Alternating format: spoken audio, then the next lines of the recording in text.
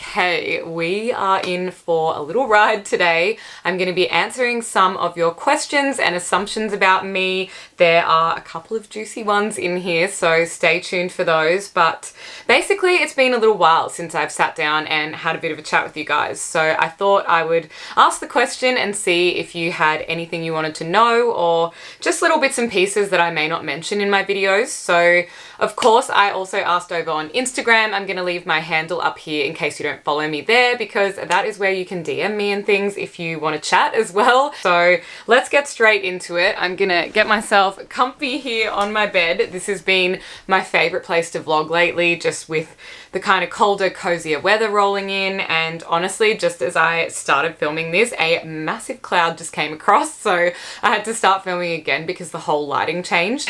This one makes me a little bit uncomfortable to answer, but I will answer it because it certainly does come up on some of my videos sometimes. But I did get asked if me and my partner will be moving in together, and currently the answer is no, and I'll give you a couple of reasons why. So first of all, I'm really happy where I am in my little apartment and I love my location. We kind of live on opposite sides of town, so I guess there would need to be a discussion around like particular areas that we would both agree on to move to, or if we wanted to like purchase something instead of renting. So there's that whole side of things. And I guess the other side of things is I personally really enjoy the dynamic that we have as a couple at the moment. And for me, that just works in terms of us having the most quality time together. So I think it works differently for everybody else. I guess that's just my personal views on it, that I am at this point now where I've never lived with a partner, so I would certainly love to try it. And I'm absolutely open to the idea whenever we are kind of both on the same page about it and whenever we get on board with that. But presently, yeah, I think in terms of us having quality time together, I see him every Wednesday evening. Like, he'll come and stay here, and then we'll go into the city together and have breakfast before I go to work for the day. And then we spend all weekend together from Friday to Sunday. So in terms of like actually living with him, I just think that if we were also hanging out Monday, Tuesday and Thursday, it would not be quality time, because I'm just going to be in the office all day anyway, and then when I get home we'll probably just like have dinner together and sleep next to each other or whatever, I don't know. But it's like, I'm a very independent person, and I obviously have a lot going on in terms of creating YouTube content for you guys and you know, working on my business and things. So a lot of that happens for me in the evening because I am working full time. So I guess I would just feel that I didn't kind of have any of my spare time, or that I would feel obligated to entertain or hang out with that person instead of just being able to like have that really refreshing, reset, quiet time where I just get to do exactly what I want. So yeah, definitely on the cards in the future.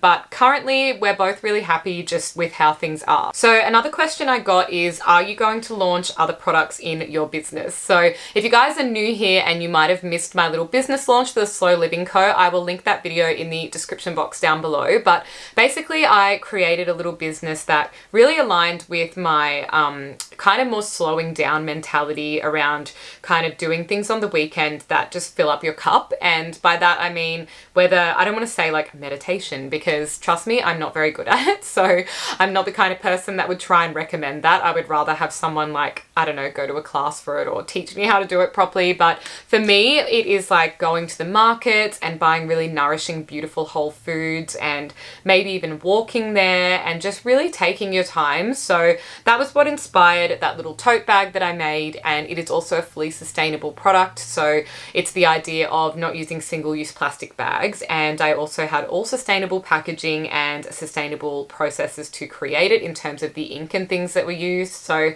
that was a really, really beautiful one, and it did quite well. I almost sold out of them. But I would love to do a little bit of a giveaway. So maybe if you guys stay tuned till later in the video, I will gift one of you guys one of my totes. So I'll let you know the details for how to enter that giveaway if you are interested. And yeah, in terms of creating other products for that business, absolutely. And I think I'm going to end up tying it into my other business, which I'll be launching on the first week of May, I should say. I don't want to give any particular days in case like I don't get there by the finish line I've given myself a little deadline of, but I definitely have a few more products I would love to add to that. I'm thinking probably a to-do list, whether it be a template for like a digital one or a printed one, because I am a to-do list fiend and it is something that I use absolutely every single day. So I would love to share like my perfect to-do list with you guys that you could use for organizing your life. And I don't know what else I would launch with that company. I think maybe just a couple of ebooks of maybe like some of my best healthy recipes and things if you guys are ever stuck for like meal ideas. So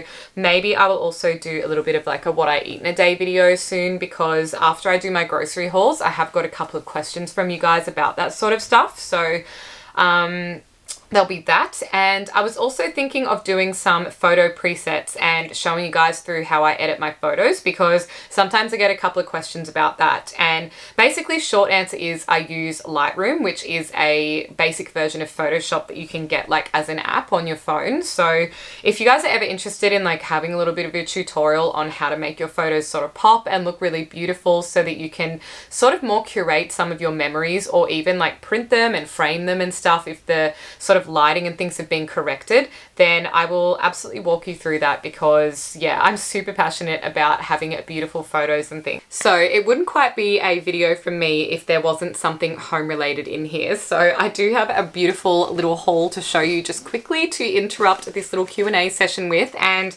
that is from Lilysilk. One of the reasons why I love partnering with Lilysilk is they've been working towards zero waste. So a lot of the fabric remains are used to make accessories such as silk eye masks and scrunchies. This is so environmentally conscious and something that's really important to me as someone who tries to be as sustainable as possible. The silk is sourced from mulberry trees, which also require less water than cotton to grow, and it's all natural fibers, which are natural premium materials that are clean and toxin free. I absolutely love sleeping on these mulberry silk pillowcases from Lilysilk because they are just incredible investment pieces if you're looking to kind of upgrade your bedding and have a really luxurious sleep. The other piece that I have to show you that is this absolutely gorgeous blue silk slip dress, and this is such a gorgeous piece whether you're just swanning around at home or you want to actually style it up with potentially like a blazer and some ankle boots and a belt, and you are good to go. I'm gonna try this one on for you now and show you how it fits. I think it is so incredibly beautiful, and you can just tell the quality of the mulberry silk when it's touching your skin, because it is such a beautiful, luxurious, soft fabric and something that is a gorgeous piece that will really last you a very long time in your wardrobe. So if you're interested in having a look at the Lilysilk range, I'll be leaving my discount code and all of the details in the description box down below. Someone asked me, I would love to know more about your YouTube journey, how you've grown and what you've learnt. So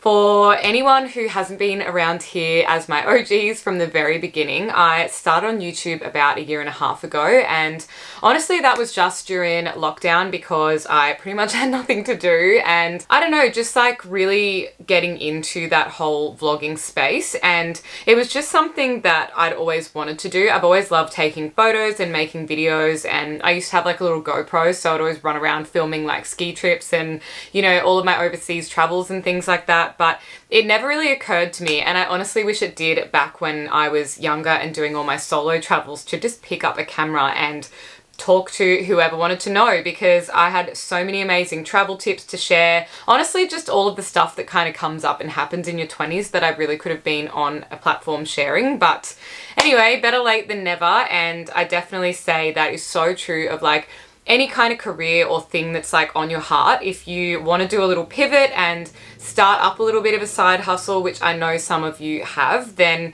honestly just give it a go, because I just feel like there is so many opportunities out there for anyone, and just figuring out what my niche was, what I actually want to talk about, and what I feel like I would want to connect with an audience over, because there's tons of different things I could speak about, but obviously my passion is home and organization and doing DIYs and all of that kind of stuff. So that is mainly what I've focused on, and that's what I just feel does the best, because it's the content that's the most authentic to me. The other thing would be, I kind of want to go back to working in more like luxury residential. So where I am in my career at the moment is a little bit of a crossroads, I would say, and that's just because I have been working in a really large practice for around about 4 years now, and at the time it was 100% the perfect opportunity for me, and I was unbelievably excited to be there and to be like taking on all of those kind of tasks. But lately I've just been feeling that it's not quite aligned with where I want to go, but I'm also like really risk averse, so I'm just a little bit scared to sort of potentially transition out of that and back into the sort of more residential space. But my feeling behind that is just when I was away and I went to Byron and I stayed at a couple of those beautiful boutique hotels and a couple of really lovely Airbnbs. It just reminded me of the fact that I love, you know, texture and light and space. And when you work on someone's home, it is such a beautiful experience because not only are you getting to know that person inside out and really bringing their kind of inner wants and desires and things that they might not even think are possible to life, and just creating such a calming and beautiful home space that I just know is going to change someone's life. So I absolutely love that side of it, and I just kind of miss that more personal aspect, I suppose, because if you do like a really large apartment building, it's like faceless clients, if that makes sense, because I'm definitely working for the developer client, but I'm not working for the end user. So I can only really make assumptions about the target audience who might end up purchasing that apartment, and therefore it makes it a little bit less personal and more difficult to design for satisfying everybody's needs. And if you live in an apartment, you will 100% know that there are things that will just shit you about the apartment. Like, you'll just be like, why did they design this like this? And it's like, well, it's just a generic solution a lot of the time, and it's definitely not personalized to you. So I just really want to kind of get back into that. And yeah, if you guys are interested in hearing more about that sort of side of things, if you are like renovating or building, or you just want to restyle your home or something, let me know, because I love talking about all things to do with homes and interior decorating and even drawing joinery and things. Like, that's the most joyous part of my job. So obviously I do have to draw really complicated stuff sometimes, like giant fire stairs and like important things about, you know, mechanical ducts running through a building and stuff. There are so many like high level sort of things, but it's really just that like human scale that I enjoy the most about my job. If you guys love Pinterest as well, I will share mine with you, because I've got so many themed boards on there that could really help you in terms of like defining your style of like potentially what you're into when you're decorating your home. So that's something I usually share with clients, but I will send it to you guys so you can have a look through. I've also just got a bunch of like outfit inspo and like quotes and things saved on there, and I would love to know your Pinterest accounts as well. So even leave them in the comments down below, because I'm so interested to see like what you guys are into and what you're kind of pinning and looking at. And if you don't use it, I have to say, like, this sounds like an ad for Pinterest. It's definitely not. I wish they would sponsor me, but it's just one of my favorite platforms to kind of play around on and just scroll through some beautiful pictures and add some pins every day. And you can even upload your own photos for like other people to repin as well, if you happen to have, I don't know, like amazing photos of your baking or like your pets or travel and things like that. So there's so much content on there, and yeah, I just think it's a cool platform and probably very underrated. That does kind of answer the other question, which was, what do you enjoy most about your 9 to 5? And first things first, I wish it was 9 to 5. It's 8:30 until 6. So like, I don't know what happened once upon a time when someone changed like the old 9 to 5 rhetoric to be, we had to work 8:30 till 6. But I guess it's just the employers like giving us a little juice for a couple of hour and a half extra of work a day. But anyway, I am back into working pretty much full time in the office and doing the commute in and out. So that has been a little bit of a shock after working from home for the last 2 years and having to kind of get used to that. So I'm readjusting to getting up super early, because I do like to work out in the morning, as I've probably talked to you guys about in a couple of my other vlogs. So that means now, instead of doing like a 7 a.m. class, I have to do the 6 a.m. so that I have enough time to like do the class, get home, get ready, and be in the city by 8:30, because I do work in Melbourne CBD, so I've got to catch the train in. But thankfully from where I live, it's like a super short train ride. It's only a couple of stops, so it's not the biggest drama, and I'm definitely not complaining, because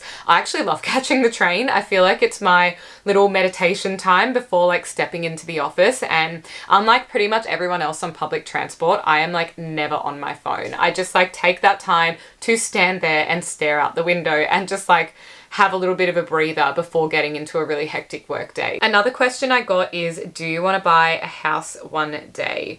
Absolutely, yes. If I could afford it right now, I would 100% buy and renovate like an investment property. So I'd probably just like live in it, renovate it up a little bit, and either rent it out as like an Airbnb or just as an apartment for someone to live in, because my brain is constantly ticking with like amazing design ideas. And I definitely have been looking on real estate, but I'm just kind of not sure, I guess, with like the way things are in the world at the moment and not knowing 100% where I want to base myself long term, then I'm just like not 100% sure. And I've got a couple of other priorities this year, like I said, in terms of starting my business and stuff that are really taking up a lot of my time and energy. So I think potentially within like the next year, I would absolutely look to purchase at least an apartment, but the long-term goal would absolutely be a house. I think any architect would be kidding themselves if they said that they didn't want to have a beautiful home one day. And I think the most difficult part of it for me would be like nailing down the design, because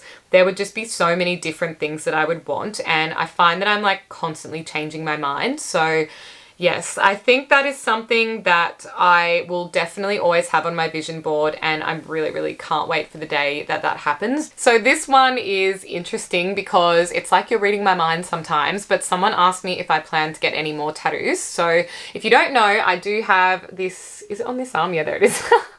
I've got these little dots running down my arm here, and I also have another tiny one here on this arm, and that is where I stopped. And it was because I got them just before the whole lockdown thing happened, and I never got a chance to go back and get any more. So yes, I definitely have some more planned in. I'm thinking one like here and another one on this side of my arm, because I kind of really like the subtlety of this one, and they're definitely always going to be small, fine line tattoos, nothing outrageous.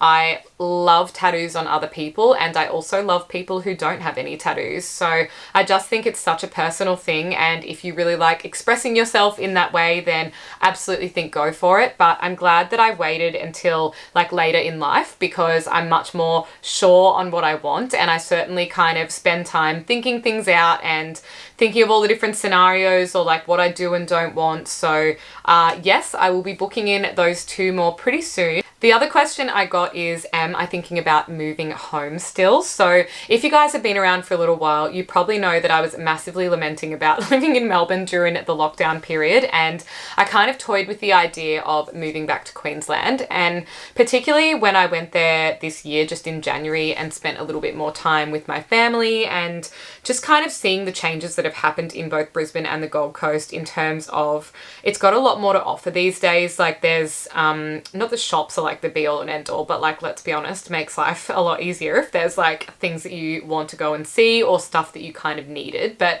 the shops have certainly been upgraded. I think the housing is a lot more affordable up there. You are by the beach, the people are a little bit more relaxed, and even my partner commented on that and said that he was really keen on Queensland as well, just because of how kind and chilled people seem to be, as opposed to like being in a big city. And I'm by no means dissing my own city. I absolutely love Melbourne in terms of like the food offering and the culture and even the weather sometimes, because of the great fashion that kind of comes with it. But I'm really on the fence, to be honest. I'm certainly not planning to move anytime soon, but I don't know, I feel like very divided. Like my heart is certainly in two places at the same time. And I think that traveling home more often this year will really give me a little bit of clarity on that. So if you guys are based on Brisbane and the Gold Coast and you want to have a coffee when I'm there, I will drop my travel dates next time I'm heading up and we can do a little bit of a meetup. But yeah, for now I'm thinking I'm just focusing on all of that other stuff, and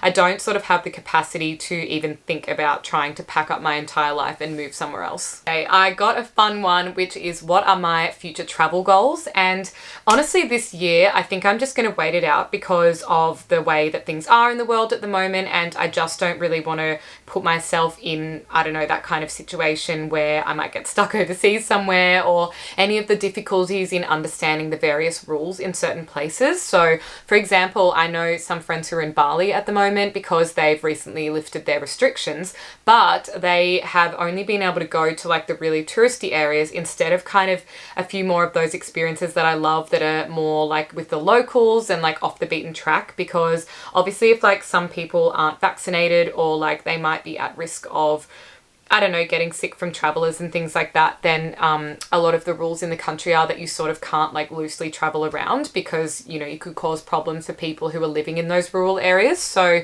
yeah, I think that would be a little bit disappointing because a lot of the travels I've done certainly have been off the beaten track and like to some very small towns. Like, I don't know if any of you have been lucky enough to go to Morocco, which is one of my favorite places in the world, but I went to Chefchaouen, which is like that all blue city. I'll like put a photo here so you can kind of see what I'm talking about, but fantastic, amazing, beautiful, in the middle of nowhere, and it just makes me wonder if you would still be allowed to do that or not. So I honestly just haven't bothered looking, but the first place I go when I do 100% will be Italy because I haven't been back there for like 5 years and I'm obsessed with it. I would love to do it a bit slower, maybe just like stay in an Airbnb for like 2 weeks near the coastline and like do some cooking classes and like go to the markets and just like feel like I live somewhere, if that makes sense. I feel like that's kind of my vibe for like future travels. I want to feel like I live somewhere. So instead of like every 2 to 3 days, like when you're on the hustle and you're trying to see as much as possible,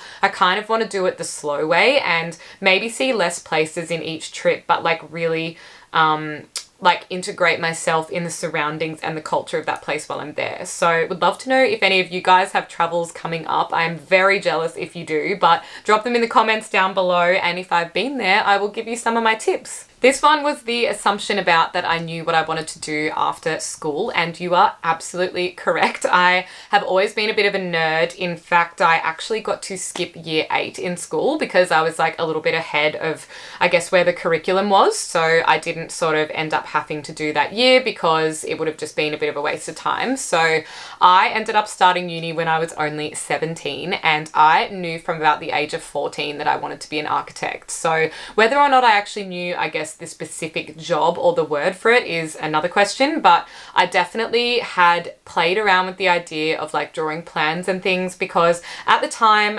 around that age was when we moved from Sydney to the Gold Coast, and we were renting for about 9 months while my parents were getting a house built for us, and I would just draw on the plans all day long and I would go to all of the consultations with them. I think we built with like Clarendon Homes or like one of those very generic home building companies, and I would always insist that they let me come and like go and look at all the display suite homes and things. This other question is about how I cope with being in a male dominated industry, and in terms of equal opportunity, the employer that I'm currently at 100% is committed to that, and it's a pretty even split, maybe going towards the more 60-40 in terms of their hiring strategies and things, but in terms of like hardcore management up above, from my experience, it's still 90% male, and it feels like there is a bit of a ceiling that you hit in terms of like your career trajectory from like a young female in the building industry to like working your way up to like a director's role. And for me, it's just a lack of role models, and that is the thing that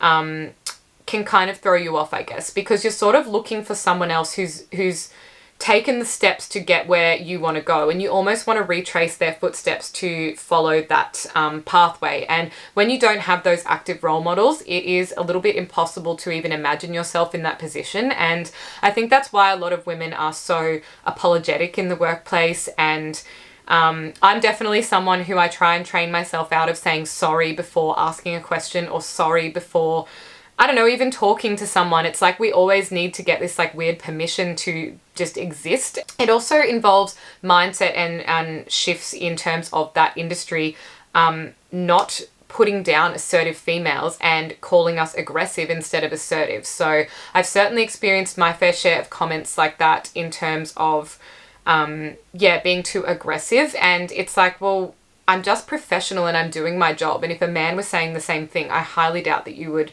have any issue with it. In fact, you guys would probably go and get lunch together. So it's just a little bit of a push and pull, I guess, still in terms of the way that you interact and are able to like confidently convey your knowledge. But that's the one thing that I would always say to any females, and maybe it's some of you guys in your industries as well. Like if I racked my brains, I would say maybe like, I don't know, finance, or maybe you guys could tell me if you're in an industry that you find it's still quite male dominated as well, but maintain those beautiful feminine aspects of yourself, like empathy and I guess being able to juggle multiple tasks and having that higher understanding. I think a lot of females are very in tune with their environment, and I would never want anyone to kind of give up those parts of themselves because they feel like they have to be more in their masculine than in their feminine energy. So I think your feminine energy is your strength, honestly, and I absolutely do celebrate that and try and play into it. But I also think knowledge is power, and I'm not in the headspace of trying to be really aggressive in any kind of meetings. I just think if someone won't stand up and shake my hand, which yes, that has happened to me before, and also just won't even make eye contact with me or ask me if I'm like a receptionist, which by the way is so disrespectful because there is nothing wrong with being a receptionist. It is an amazing job that so many people need to do to make companies run properly. But anyway, knowing your shit is the biggest way that you can kind of show people and I guess build up a reputation and respect and things is just by being a leader in your field, and the people around you will slowly really get respect for you. And I just think that that is the way that I've interacted with consultants, with builders, with people in my company. And I think it is really, really great because they're able to just physically see that you know exactly what you're doing. And it doesn't matter then. Gender is just kind of removed from the equation, and it's just a professional person, whatever gender they choose. And it's a professional person who's good at their job. Now, just quickly before I forget, for the giveaway for the Slow Living Co, all you need to do is let me know your favorite activity to do on the weekend in the comments down below and leave a little love heart emoji, and I will be selecting one of you over the weekend and I'll notify you by responding to your comments, and that is how you will win one of my beautiful little tote bags. So thank you guys so much for watching this video. I hope you really enjoyed having this little sit down chat with me, and yeah, if you have any other questions, please leave them in the comments down below. But otherwise, I will see you in the next video. Bye.